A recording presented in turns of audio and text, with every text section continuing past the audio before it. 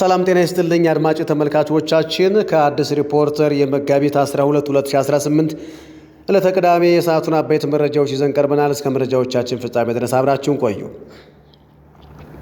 በቆይታችን በነዳጅ አሻጥር 613 ሰዎች በቁጥጥር ስር ስለመዋላቸው፣ ኢህአፓ መንግስት በሆነ አብዛኛዎቹን ባለሀብቶች አጠፋለሁ ማለቱን፣ በነዳጅ ላይ አዲስ የቁጥጥር ስርዓት መጀመሩና ቦቴዎች ሲቀሸቡ ወደ ማዕከል የሚያሳብቅ አላርም ስለመገጠሙ፣ ከሆርሙዝ ወደ ያምቡ ቀይ ባህር የሳውዲ አዲስ አማራጭ የኢትዮጵያ ስልታዊ ሚናና ወርቃማ ማዕድን፣ ኢራን በሆርሙዝ ሰርጥ ለሚያልፉ መርከቦች አስተማማኝ ማለፊያ መፍቀዷ፣ አሜሪካ በኢራን ነዳጅ ላይ የጣለችውን ማዕቀብ በጊዜያዊነት ማንሳቷን፣ እንዲሁም ከአሜሪካና ኢራን ጦርነት ጋር ተያይዞ እየተሰሙ የሚገኙ ትኩስና አጫጭር መረጃዎች እንዲሁም ደግሞ ዜና ትንታኔ የምናደርሳችሁ ይሆናል።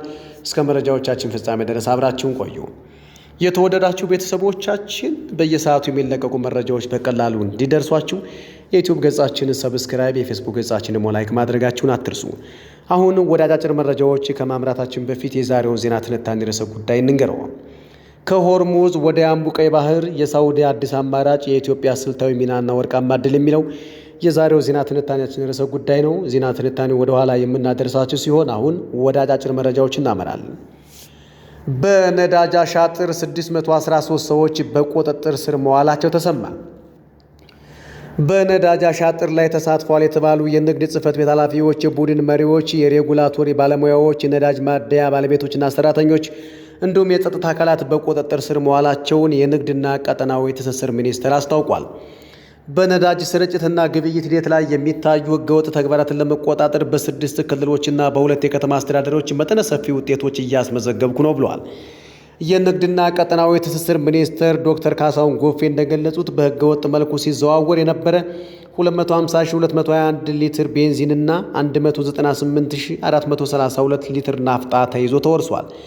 ከተወረሰው ነዳጅ መካከል በሽያጭ እንዲውል የተደረገው 48,663,432.21 ብር ለመንግስት ገቢ ሲሆን በአሻጥሩ ተሳትፎ የተገኙ 613 ግለሰቦች በቁጥጥር ስር መዋላቸውን ጠቁመዋል። የቁጥጥር ስራው በዘርፉ የሚታየውን አሻጥር ለመቅረፍና ፍትሐዊ የነዳጅ ስርጭት እንዲኖር ለማድረግ ተጠናክሮ ይቀጥላል ብለዋል። ይህ በእንዲህ እንዳለ ከነዳጅ ጋር ተያይዞ የሚታዩ የአሰራር ክፍተቶችን ለማረም የተኬደበት ርቀት መልካም ቢሆንም አሰራሩ ግን አህያውን ትቶ ዳውላውን ነው የሚሉ አሉ።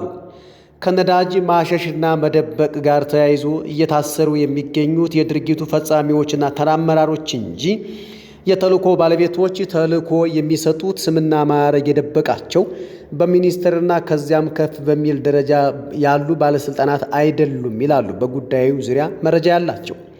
ዝቅተኛ አመራሮች ለከፍተኛ ባለስልጣናት የመስዋዕት በግ ሆነዋል የሚሉት ጉዳዩን በቅርበት የሚከታተሉ ብልጽግና ከፍተኛ አመራሩን ይፈትሽ፣ ይህ የመደባበቅ አካሄድ ብዙ ርቀት አያስጉዝም፣ ጠልፎ ይጥለዋል እንጂ ሲሉም ይመክራሉ። የጉዳዩ የቅርብ አካላት በመደበቁ ወይም በስርቆቱ ተሳትፈዋል የሚሏቸውን ከፍተኛ ባለስልጣናት ግን ከመናገር ተቆጥበዋል። ኢህአፓ መንግስት በሆነ አብዛኛዎቹን ባለሀብቶች አጠፋለዋል። ቀደም ሲል የማርክሲዝም ሌኒኒዝም ርዕዮተ ዓለም አቀንቃኝ የነበረውና የብሔር ብሔረሰብ ነጻነት እስከ መገንጠል የሚለውን እምነት በማስተዋወቅ የሚታወቀው ኢህአፓ መንግስት ቢሆን አብዛኛዎቹን ሀብታሞች እንደሚያጠፋቸው አስታውቋል። በአሁኑ ወቅት የነበረውን አክራሪ የማርክሲዝም ሌኒኒዝም ርዕዮተ ዓለም በመተው ወደ ሶሻል ዲሞክራሲ እሳቤ መሸጋገሩን የሚናገረው ኢህአፓ ይህን ያለውን ምርጫን አስመልክቶ መሪው መጋቢ ኃይሉ መንገሻ ከፋና ቴሌቪዥን ጋር ባደረጉት ቃለ ምልልስ ነው። መጋቢ ኃይሉ መንገሻ ፓርቲያቸው በኢትዮጵያ ውስጥ ያሉ ሀብታሞችን በተለየ መልኩ እንደሚያዩዋቸው ተመልክቶ እነዚህም ባለሀብቶች ይዞ መቀጠል እንደማይፈልግ አመልክተዋል። መንግስት ቢሆኑ ለዳው ህዝብ ህልውና ሲሉ እነዚህም ባለሀብቶች እንደሚያጠፉ ሲያስተዋውቁ እንዴትና በምን መልኩ እንደሆነ ግን ግልጽ ማብራሪያ አልሰጡም።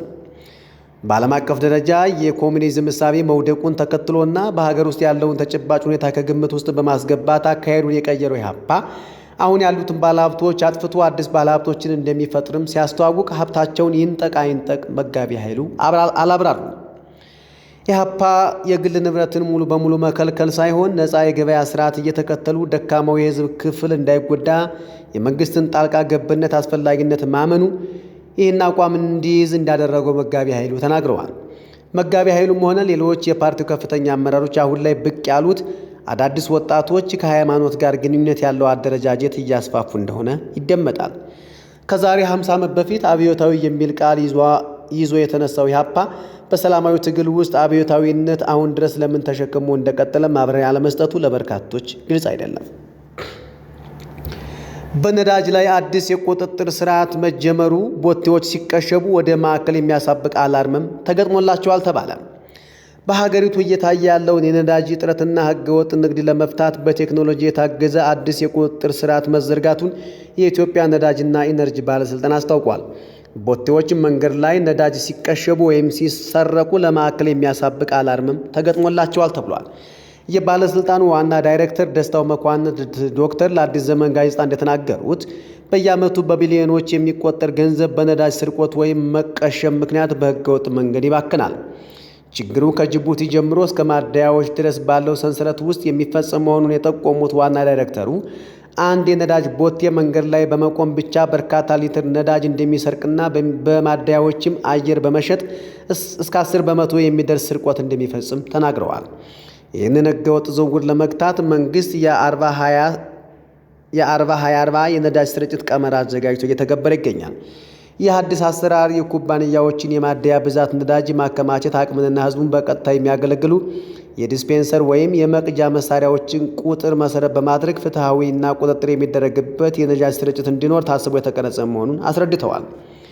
በተጨማሪም በመንገድ ላይ የሚቀሸበውን ነዳጅ ለመቆጣጠር አላርም የሚያደርግ ሴንሰር በቦቴዎች ላይ እየተገጠመ መሆኑን ዶክተር ደስታው ገልጸዋል። በማደያዎች ያለውን ስርቆት ለመፍታትም የፓምፑን እንቅስቃሴና የሚቀዳውን መጠን በቀጥታ መቆጣጠር የሚያስችል የቴክኖሎጂ አሰራር እየተዘረጋ መሆኑንም አብራርተዋል። ባለፉት 6 ወራት ብቻ 1.2 ሚሊዮን ሊትር ነዳጅ በህገወጥ መንገድ ሲንቀሳቀስ መያዙን ያነሱት ዋና ዳይሬክተሩ በዚህም ምክንያት በ352 ማደያዎችና በ256 ቦቴዎች ላይ አስተዳደራዊ የቅጣት እርምጃ መወሰዱን አስታውቀዋል። አሁን ደግሞ ወደ ውጭ መረጃዎች አመራን። ኢራን በህንድ ውቅያኖስ በሚገኘው የአሜሪካና የእንግሊዝ የጋራ ጦር ሰፈር ዲያጎ ጋርሺያ ላይ 2 መካከለኛ ርቀት ተወንጫፊ ባሊስቲክ ሚሳይሎችን ተኩሳለች። ሁለቱም ኢላማቸውን ሳይመቱ ቀርተዋል። አንዱ በመንገድ ላይ ሲበላሽ፣ ሁለተኛው ደግሞ ሳይታወቅ አልቀረም ተብሏል። ምናልባትም በአሜሪካ ኤስኤም-3 ሚሳኤል መከላከያ ተመቶ ሊሆን ይችላል። ይህ ጥቃት ግጭቱ ከመካከለኛው ምስራቅ ወጥቶ ወደ ሌላ አካባቢ መሸጋገሩን የሚያሳይ የመጀመሪያው ሪፖርት የተደረገ ሙከራ ነው። ኢራን በሆርሙዝ ሰርጥ ለሚያልፉ መርከቦች አስተማማኝ ማለፊያ እየፈቀደች መሆኗን የውጭ ጉዳይ ሚኒስተሩ ገለጹ። የኢራን የውጭ ጉዳይ ሚኒስተር አባስ አራቅቺ አገራት ከቴህራን ጋር ቅንጅት እስከፈጠሩ ድረስ የሆርሙዝ ሰርጥ ክፍት መሆኑን ቀደም ሲል የተሰጡት መግለጫዎችን በመጥቀስ በድጋሚ አረጋግጠዋል። ሚኒስተሩ አርብ መጋቢት 11 ቀን 2018 ዓ.ም ከጃፓኑ ኪዮዶ ኒውስ ጋር ባደረጉ ቃለ ምልልስ እኛ ይህንን ሰርጥ አልዘጋነውም፣ በእኛ እይታ መንገዱ ክፍት ነው። የተዘጋው በጠላቶቻችንና ጥቃት ለሚሰነዝሩብን ሀገራት ንብረት ለሆኑ መርከቦች ብቻ ነው። ለሌሎች ሀገራት ግን መርከቦች በሰርጡ ማለፍ ይችላሉ ብለዋል። አሜሪካ የኢራን የኒውክሌር ቁሶች ለመቆጣጠር እያሰበች ነው። ዛሬ አንድ ተቋም ተመቷል። የትራምፕ አስተዳደር አሜሪካ የኢራን የኒውክሌር ቁሶችን ለመቆጣጠር ወይም ለማስወገድ የምትችልበትን መንገድ እየፈተሸ መሆኑ ሲነገር፣ ዛሬ ጠዋት ደግሞ አንድ የኒውክሌር ተቋም መመታቱን የኢራን መንግስት አስታውቋል። አሜሪካ በኢራን ነዳጅ ላይ የጣለችውን ማዕቀብ በጊዜያዊነት አነሳች። በከፍተኛ መጠን የጨመረው የነዳጅ ዋጋ እንዲቀንስ እየጣረ ያለው የአሜሪካ መንግስት ግምጃ ቤት ቀድሞውኑ ባህር ላይ ያለን የኢራን ነዳጅ ለ30 ቀናት በማዕቀብ ነፃ እንዲሆን ወሰነ። የግምጃ ቤቱ ሚኒስተሩ ስኮት ቤንሰንት ይህ የአጭር ጊዜ ዕቅድ 140 ሚሊዮን በርሚል ነዳጅ ወደ ዓለም የኤነርጂ ገበያ እንዲገባ እንደሚያደርግ በኤክስ ገጻቸው ባሰፈሩ ጽሑፍ ገልጸዋል። ፕሬዝዳንት ትራምፕ የኢራን ጦርነትን ለማጠቃለል እያሰብን ነው አሉ። የአሜሪካ ፕሬዝዳንት ዶናልድ ትራምፕ ኢራን ላይ በተከፈተው ጦርነት ያቀርናቸውን ግቦች ለማሳካት እጅግ በመቃረባችን ጦርነቱን ለማጠቃለል እያሰብን ነው ሲሉ ተናግረዋል። ኢራን የዘጋችውን የሆርሙዝ ወሽመጥ የማስከፈት ጉዳይ ግን የመርከብ መተላለፊያ መስመሩን የሚጠቀሙት ሀገራት ኃላፊነት መሆን እንዳለበትም ገልጸዋል። ትራምፕ ትሩዝ ሶሻል በተባለው የማህበራዊ ሚዲያ ገጻቸው ባሰፈሩ ጽሑፍ ግቦቻችንን ለማሳካት በጣም እየተቃረምን በመሆኑ ሽብርተኛውን የኢራን አገዛዝ በተመለከተ በመካከለኛው ምስራቅ የምናደርገውን ታላቅ ወታደራዊ ጥረት ለማስቆም እያሰብን ነው ብለዋል። የትራምፕ አስተዳደር ኢራን ውስጥ ሊደረግ ለሚችል የምድር ጦር ስምሪት ከፍተኛ ዝግጅት እያደረገ መሆኑ ተዘገበ። የአሜሪካ የመከላከያ መስሪያ ቤት ፔንታጎን ባለስልጣናት የሀገሪቱ እግረኛ ጦር ኢራን ውስጥ የሚሰማራበትን መንገድ በተመለከተ ዝርዝር ዕቅድ ማዘጋጀታቸውን በአሜሪካ የቢቢሲ አጋር የሆነው ሲቢኤስ ኒውስ ዘግቧል። በሌላ በኩል በሺዎች የሚቆጠሩ የአሜሪካ ወታደሮችና 3 ተጨማሪ የጦር መርከቦች ወደ መካከለኛው ምስራቅ እየተሰማሩ መሆኑን የዜና ወኪሎቹ አሶሺየትድ ፕሬስ እና ሮይተርስ ዘገባ አመልክቷል። ቱርክ 8 የኒውክሌር ኃይል ማመንጫ ጣቢያዎችን ልትገነባ ነው። ቱርክ $100 ቢሊዮን የሚያወጡ 8 የኒውክሌር ኃይል ማመንጫዎችን ለመገንባት አቅዳለች። የቱርክ ኢነርጂ ሚኒስትር አልፓርስላን ባይራክታር በሰጡት መግለጫ መሰረት ሀገሪቱ በሚቀጥሉት 10 ዓመታት ውስጥ በአጠቃላይ 20,000 ሜጋዋት ኃይል የሚያመነጩ 8 የኒውክሌር ኃይል ማመንጫዎችን ለመገንባት አቅዳለች። የኔቶ ጦር ከኢራቅ ወደ አውሮፓ መውጣት ወቅታዊ መረጃ። በመካከለኛው ምስራቅ በኢራንና በምዕራባውያን ኃይሎች መካከል እየተካሄደ ጦርነት ተከትሎ የሰሜን አትላንቲክ ጦር ቃል ኪዳን ድርጅት ኔቶ በኢራቅ የነበረውን የስልጠናና የምክር አገልግሎት ተልዕኮ በከፊል በማቋረጥ ወታደሮችን ወደ አውሮፓ እያዛወረ መሆኑ ተሰምቷል። በኢራንና በአጋሮቿ የሚሰነዘረው የሚሳኤልና የሰው አልባ ድሮኖች ጥቃት እየበረታ በመምጣቱ ኔቶ የአባላቱን ደህንነት ለመጠበቅ ሲል ወታደሮችን ለጊዜው ከኢራቅ ለማስወጣት መወሰኑን የሮይተርስ ዜና ያስረዳል። እንደ አውሮፓውያን አቆጣጠር በየካቲት 26 የጀመረው ይኸው የኢራን ጦርነት አሁን ላይ ከፍተኛ ደረጃ ላይ ተባብሶ ቀጥሏል። በተለይም እስራኤልና አሜሪካ በኢራን ወታደራዊ ተቋማት ላይ የሰነዘሩትን ጥቃት ተከትሎ ቀጠናው ወደ ከፋ ግጭት አምርቷል። ይህ ባለበት ሁኔታ የኔቶ ባለስልጣናት እንደገለጹት ወታደሮች ወደ ጣሊያን፣ ኔፕልስና ሌሎች የአውሮፓ ማዕከላት እየተዛወሩ ነው። ሆኖም ይህ እርምጃ ጊዜያዊ መሆኑና ሁኔታዎች ሲረጋጉ ወደ ኢራቅ እንደሚመለሱ አመልክቷል። የባህሬን የሆርሙዝ ሰርጥ ደህንነት ለመጠበቅ ዝግጁ ከሆኑ 19 ሀገራት ጋር ተቀላቀለች። የባህሬን መንግስት በአውሮፓና እስያ ከሚገኙ 19 ሀገራት ጋር በጋራ በመሆን በሆርሙዝ የባህር ወሽመጥ ላይ አስፈላጊውን የደህንነት እርምጃ ለመውሰድ ዝግጁ መሆኑን ገልጿል። ይህ ጥምረት የሚከተሉትን ሀገራት ያቀፈ ነው። ዩናይትድ ኪንግደም፣ ፈረንሳይ፣ ጀርመን፣ ጣሊያን፣ ኔዘርላንድ፣ ጃፓን፣ ካናዳ፣ ደቡብ ኮሪያ፣ ኒውዚላንድ፣ ደንማርክ፣ ላትቪያ፣ ስሎቫኒያ፣ ኢስቶኒያ፣ ኖርዌይ፣ ስዊድን፣ ፊንላንድ፣ ቼክ ሪፐብሊክ፣ ሮማኒያ እና ሊቱዌኒያ ናቸው። ጥምረቱ የኢራን ድርጊት በተለይም በንግድ መርከቦችና በሲቪል መሠረተ ልማቶች ላይ የምታደርሰውን ጥቃት እንዲሁም ህገወጥ የባህር መስመሮች መቋረጥን በጽኑ ኮንኗል። ዩናይትድ ኪንግደም አሜሪካ የጦር ሰፈሮቿን ተጠቅማ በሆርሙዝ የሚገኙ ኢራን ይዞታዎችን እንዲታጠቃ ፈቀደች። ዩናይትድ ኪንግደም አሜሪካ በወሳኙ የባህር መተላለፊያ ሆርሙዝ ወሽመጥ የሚገኙ የኢራን ይዞታዎች ላይ ለምትፈጽማቸው ጥቃቶች የጦር ሰፈሮቿን እንድትጠቀም ፈቀደች። ኢራን ይህ የዩናይትድ ኪንግደም መንግስት ውሳኔ የብሪታንያ ዜጎችን ህይወት አደጋ ላይ ይጥላል በማለት አስጠንቅቃለች። የተወደዳችሁ አድማጭ ተመልካቾቻችን ከአዲስ ሪፖርተር ወደ እናንተ የሚደርሱ መረጃዎች እንደቀጠሉ ናቸው። አሁን ደግሞ ወደ ቢዝነስ መረጃ መራን። የኦሮሚያ ህብረት ሥራ ባንክ የዓለም ዋንጫ መመልከት የሚያስችል የሎተሪ ዕጣ ይፋ አደረገ። የኦሮሚያ ህብረት ሥራ ባንክ ከቪሳ ጋር በመሆን በሰሜን አሜሪካ በሚካሄደው የዓለም ዋንጫ ላይ በተመልካችነት ለመሳተፍ የሚያስችል ዕጣ የሚያስገኘውን ጉዞ ወደ ፊፋ የዓለም ዋንጫ 26 ዘመቻ በይፋ አስጀምሯል። ዕጣው በካርዱ ግብይት ለሚፈጽሙ የኮፒ ቪዛ ካርድ ደንበኞች የእጩነት የዕጣ ቁጥር በማደል እድለኛ ለሚሆኑ 2 ደንበኞች እያንዳንዳቸው በአንድ ተጨማሪ ሰው ታጅበው ቪዛ፣ የደርሶ መልስ የአየር ትኬት፣ ሆቴልና ምግብ፣ የጨዋታ ትኬቶችና ተዛማጅ ወጪዎችን ያካተተ ሙሉ ፓኬጅ ያስገኛል ተብሏል። በዕጣው ብቁ የሚያደርጉ ግብዓቶችን በቪዛ ክላሲክ ዴቢት ካርዶች የተከናወኑ የሀገር ውስጥ ፓስና የኢኮሜርስ ክፍያዎችና የሚከናወኑ ግብይቶች በቪዛ ክላሲክ ፔሪፔይድ ካርዶች የሚፈጸሙ ዓለም አቀፍ ኦንላይን ክፍያዎች፣ በቪዛ ፕላቲኒየም ፕሪፔይድ ካርዶች የሚከናወኑ ፕሪሚየም ዓለም አቀፍ ግብይቶችና በሁሉም ምድቦች የሚከናወኑ ኮንታክትለስ ክፍያዎች መሆናቸውንም አስታውቀዋል። ባንኩ የመስፈርቶችን ዝርዝር ጉዳዮች በማሳወቅ ደንብና ሁኔታዎች ተፈጻሚ እንደሚሆኑም አመልክቷል። የሽልማት መርሃ ግብሩ ከዛሬ ጀምሮ እስከ ፈረንጆቹ ሚያዝያ 17 ድረስ እንደሚቆይ የባንኩ ዋና ስራ አስፈጻሚ አቶ ደርቤ አስፋው ተናግረዋል። ባንኩ በሰዓታት 2000 ካርዶችን ማስተናገድ የሚችል የግለሰቦችን መረጃ ካርድ እንደሚያትም ማሽንም ባንኩ በሰዓታት 2000 ካርዶችን ማስተናገድ የሚያስችል የግለሰቦችን መረጃ ካርድ ላይ የሚያትም ማሽንም አስመርቋል። የስፖርት መረጃ። በእንግሊዝ ፕሪሚየር ሊግ ዛሬ ጨዋታዎች ይደረጋሉ። በእንግሊዝ ፕሪሚየር ሊግ 31ኛ ሳምንት ጨዋታዎች ዛሬ በርካታ ጨዋታዎች ሲደረጉ በተለይ 2 ሰዓት ተኩል ላይ ኤቨርተን ከቼልሲ የሚያደርጉት ጨዋታ ይጠበቃል። በትናንትናው ዕለት ማንቸስተር ዩናይትድ ወደ ቪታሊቲ አምርቶ ከበርንማውዝ ጋር ያደረጉት ጨዋታ የሚታወስ ነው። ዛሬ ጨዋታውን ቼልሲ ማሸነፍ የሚችል ከሆነ ደረጃውን የሚያሻሽልበት እድልም አለው። በእንግሊዝ ፕሪሚየር ሊግ ዛሬ 4 ጨዋታዎች ይደረጋሉ። በእንግሊዝ ፕሪሚየር ሊግ 31ኛ ሳምንት መርሃ ግብር በዛሬው 4 ጨዋታዎች ይደረጋሉ። በቀጣይ የውድድር ዓመት በአውሮፓ ቻምፒየንስ ሊግ ተሳትፎን ለማግኘት ፉክክር እያደረገ የሚገኘው ሊቨርፑል ወደ አሜሪካን ኤክስፕረስ ስታዲየም አቅንቶ ቀን 9 ሰዓት ተኩል ላይ ብራይተን ይገጥማል።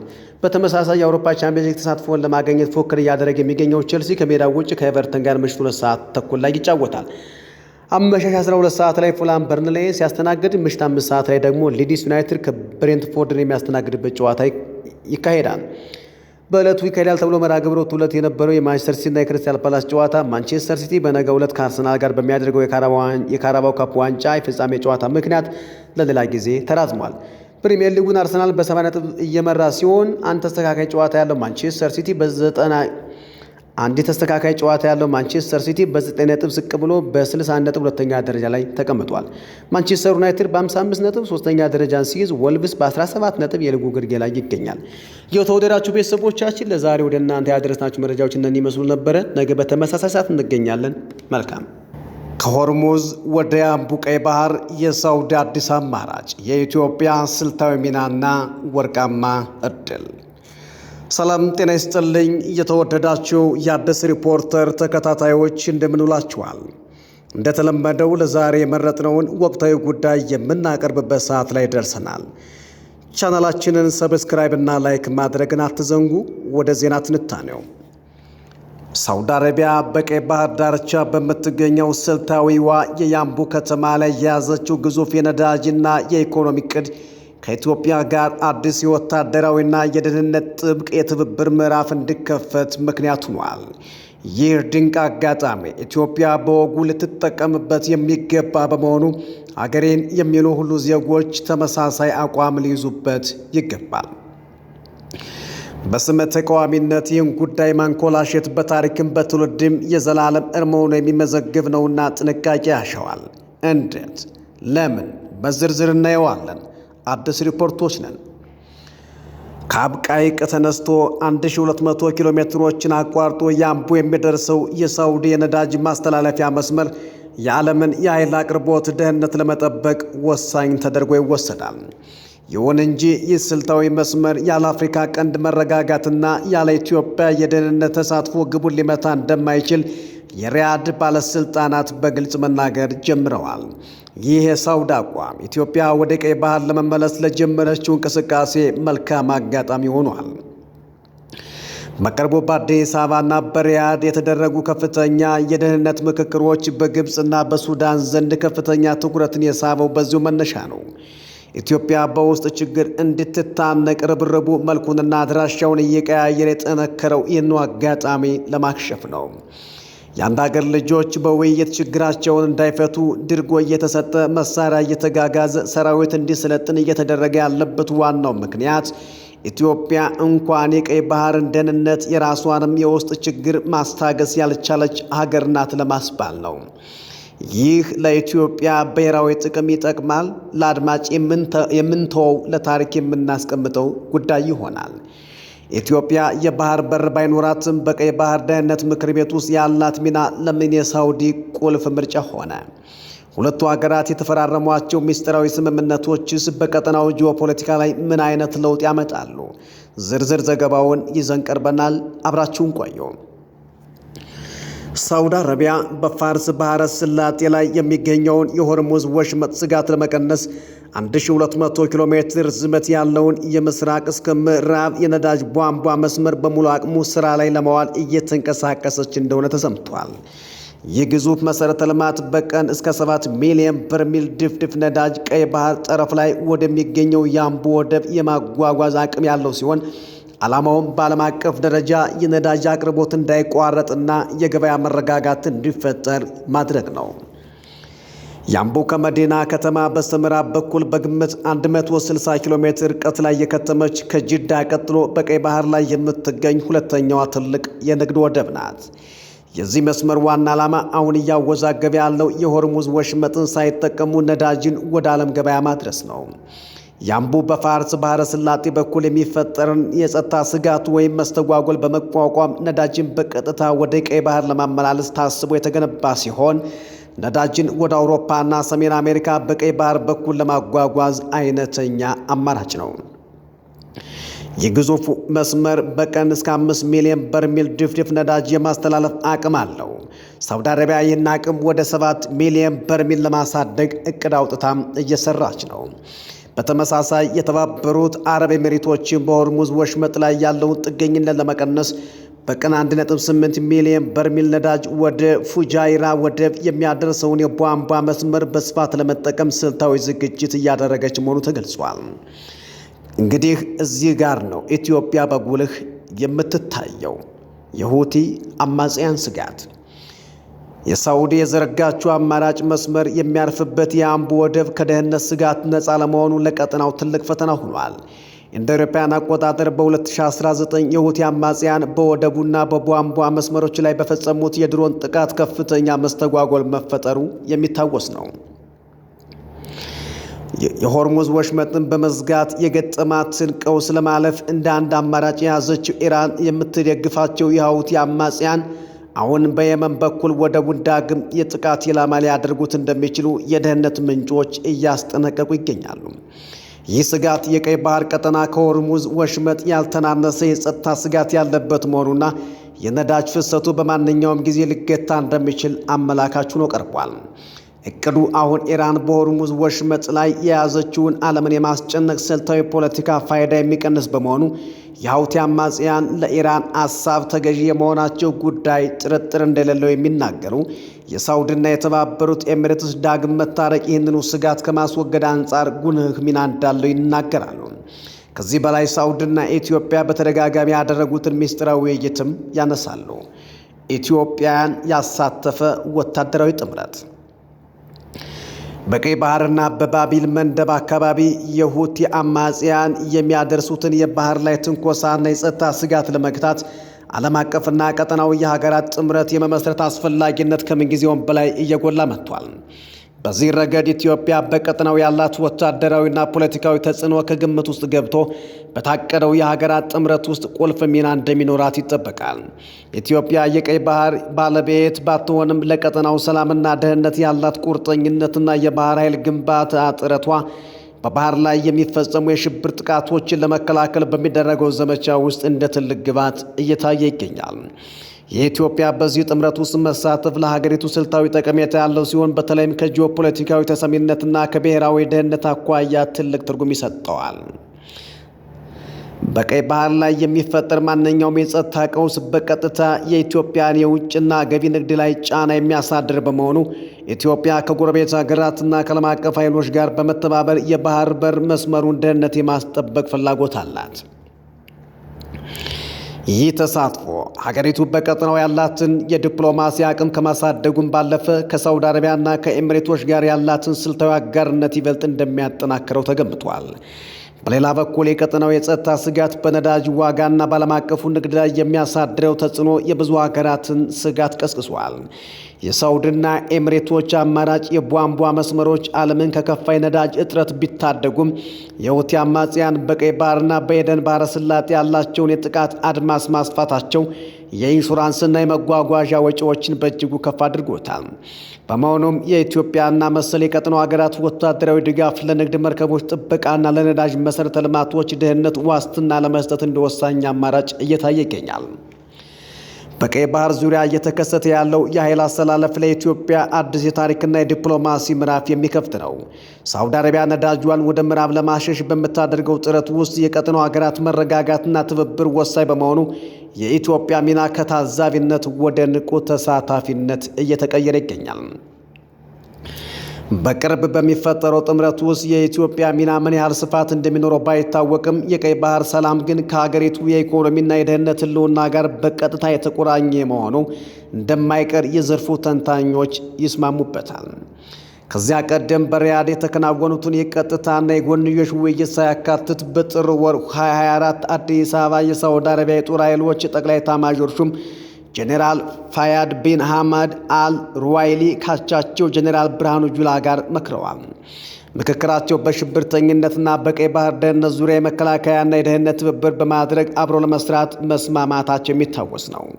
ይህ መረጃ የሁለቱን አገራት ስትራቴጂካዊ ግንኙነት እድገት በግልጽ የሚያመላክት ሲሆን በቅርቡ ሳውዲ አረቢያና የኢትዮጵያ የወቅት የልብ ወዳጅ የተባበሩት አረብ ኤሚሬትስ ልዩነታቸውን አስወግደው በሁለቱም ዘርፍ አብረው ለመስራት ዳግም ግንኙነታቸውን ማደሳቸው ዜናውን ያጎለዋል። ከምንም በላይ የእስራኤል ወደ ቀይ ባህር መግባትና አሜሪካ የመከላከያ ኃይሏን ሙሉ በሙሉ በዚሁ በአፍሪካ ቀንድ ባብ ኤልማንዳብ ማስፈሯ በይፋ ባይነገርም ኢትዮጵያ ባህር ኃይሏ ቀይ ባህር ላይ መስፈሯ ኢትዮጵያ ባህር ኃይሏን በቀይ ባህር ዙሪያ ማስፈሯ ከላይ ከተነሱት ጉዳዮች ጋር ሲገጣጠሙ ኢትዮጵያ ቀይ ባህር ላይ የመመለሷ ጉዳይ ብዙ ርቀት የሄደ ይመስላል። ይህ የኢትዮ ሳውዲ ትብብር በግብፅና በሱዳን ላይ የሚያሳድረው ጫናና እነዚሁ ሀገራት የሚያንቀሳቅሷቸው ኃይሎች ስጋት ቀላል አይደለም። የሳውዲ አረቢያና የኢትዮጵያ በስትራቴጂክ ጉዳዮች መቀራረባቸውና ወታደራዊና የደህንነት ስምምነት ላይ መድረሳቸው ግብፅ በህዳሴ ግድብ ጉዳይ ላይ ያላትን የዲፕሎማሲ የበላይነት ሊቀንስባት ይችላል የሚል ስጋትን ፈጥሮባታል። ሳውዲ በግድቡ ጉዳይ ላይ ገለልተኛ መሆኗ ግብፅ በአረብ ሊግ በኩል የምታገኘው ሙሉ ድጋፍ ሊከፋፍልባት ይችላል የሚል እምነት አላት። ኤርትራን በተመሳሳይ ከሳውዲ ቃልና ትዕዛዝ ስለማትወጣ ግንኙነቱን ፈርታለች። በሱዳን ባለው ስር የሰደደ ግጭት ምክንያት ሳውዲና ኢትዮጵያ በጋራ መስራታቸው ለሱዳን ሰላም ወሳኝ ነው። ሆኖም በሱዳን ያሉ ኢትዮጵያ ላይ የተደራጁ የተለያየ ፖለቲካ ኃይሎች ሳውዲ በኢትዮጵያ በኩል የምታደርገው ተጽዕኖ በሱዳን የውስጥ ጉዳይ ላይ ሚዛን እንዲያጡ ያደርጋቸዋል። ለዚህ ይመስላል አንዳንድ ተቃዋሚዎችና ጀዋር መሐመድ በገሃድ ህዝብ እየሰማ ለሱዳኑ ጀነራል አልቡራን በግልጽ ጥብቅና ቆመው ሀገራቸውን ሲከሱ የሚሰማው በግብፅና ኤርትራ ውክልና ኢትዮጵያን ሲወነጅሉ የሚሰማው። በዚሁ መነሻ ኢትዮጵያ ወደ ቀይ ባህር መመለስ ከቶንም የማትመኘው ግብፅና የግብፅ መጠቀሚያ የምትባለው ኤርትራ ኢትዮጵያን በውስጥ ችግር ለማጥመድ ከመቼውን ጊዜ በላይ እየሰሩ ነው። ለዚሁ ተግባራቸው ከፍተኛ ሀብት መሳሪያና የሎጂስቲክ በማድረግ ኢትዮጵያን በውስጥ ቀውስ እንድትነከር ከታጣቂ በተጨማሪ ህዝብ የተሳሳተ መረጃ እንዲሰፊ የዩቲዩብ፣ የፌስቡክ፣ የትዊተርና መሰል ሰራዊት አደራጅቶ በስፋት የሳይበር ዘመቻ ከፍተዋል።